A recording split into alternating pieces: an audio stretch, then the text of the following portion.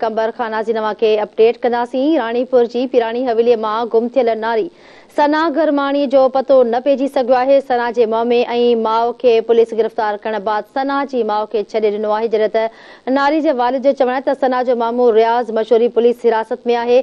उन खां पुछा गाछा हले पई। दीदार हुसैन पारां इहो चयो वियो आहे। संदसि चवण ते इंक्वायरी दौरान एसएसपी चयो त नारी खे गुम करण ऐं संदसि मामो अमर ऐं पीर मुलविस लॻनि था। नारी जे वालिद जो इहो चवण आहे। अॼु वरी ख़ैरपुर वञी रहिया आहियूं, केस दाख़िल कराइणो पियो त कराइण लाइ तयार आहियूं। नारी जे वालिद दीदार हुसैन पारां इहो चयो वियो आहे। बिल्कुलु नासरीन, आगाह कंदासीं अव्हांखे। अहम ख़बर आहे, कंबर राणीपुर जी पिराणी हवेली मां गुम थियल नारी सना गुरमाणी जो पतो न पइजी सघियो।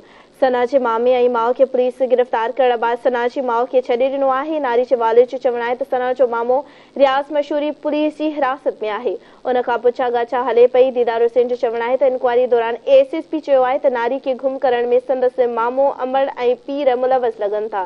नारी जे वालिद जो चवण आहे त अॼु वरी ख़ैरपुर वञी रहिया आहियूं, केस दाख़िल कराइणो पियो त कराइण लाइ तयार आहियूं। नारी जे वालिद दीदार हुसैन जो इहो चवण आहे।